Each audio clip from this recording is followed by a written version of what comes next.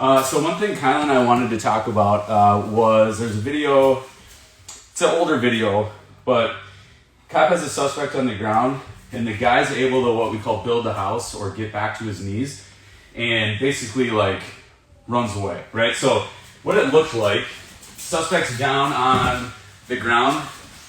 The cop is basically like here trying to control him. The guy starts to get back to his knees and he wraps him up here, but he's way too high, right? So he's here, the guy basically as he stands, cop rolls off, suspect, he gone, right?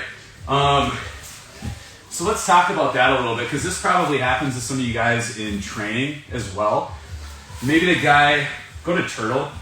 I find this super common in training. Like, so if we're in here trying to do something to this guy that's in turtle, if we go to take his back from here, let's say I even have both my hooks in, right? If I'm too far forward, if I'm here, I can just roll me off of him, right? So I feel like that happens in training a lot as well as the street. So first and foremost, we want to try to prevent him from building the house or getting back to his knees. So do you want to lay flat? If you got the suspect flat and you've got back mount and maybe your partners are trying to work these arms out or whatever, it's important to stay low. Like I want my hips to be either equal to his hips or even a little bit lower so I can put pressure down into him, flaring out my knees to try to keep him flat. If he does start to get on his knees, I can get my hooks in, but again, I want to be back. I want to be back here. Now I can be like a seatbelt, and if he starts to try to stand up, I can push my hips down into him to flatten him back out because I've got both my hooks in. You do feel that a little bit? Yeah. I'm like pushing my legs back in, right? Mm-hmm. The other thing is,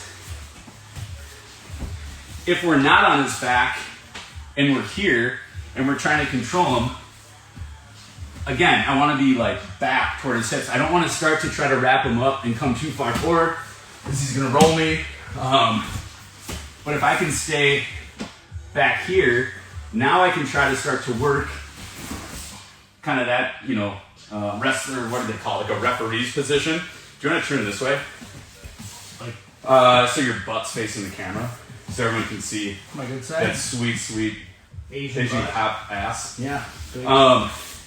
So what I'm doing here, there's a couple of different options. But mainly like I'm putting my knee kind of in his butt and I'm reaching under, grabbing his arm, and then I'm blocking the inside of his thigh, and I can start to, or even grab like his waist, I can start to like drag him over, and now we can work into some things from there. So that's one option. So kind of that referee's position, notice how low I am. Another thing you can do if you want to try to get him onto his side, I can reach underneath, kind of under over, so under one ankle, trap this one, and I can start to basically like bum rush him forward, getting him onto his side. Now we can start to work his hands behind his back. So that turtle position can be really tricky, but I would say the biggest points to it, stay low. Don't get too high up on the suspect or your partner.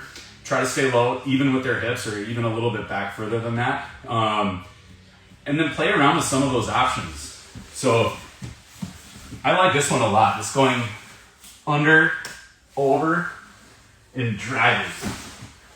Not much you can really do from there, right? No. So now we've got him on his side. Now obviously we can work into side control, right? We can transition to keep control here. A lot of stuff you can do. And it's a lot easier to work this guy into handcuffs if he's on his side versus if he's in that turtle position. And then he can't stand up and run away.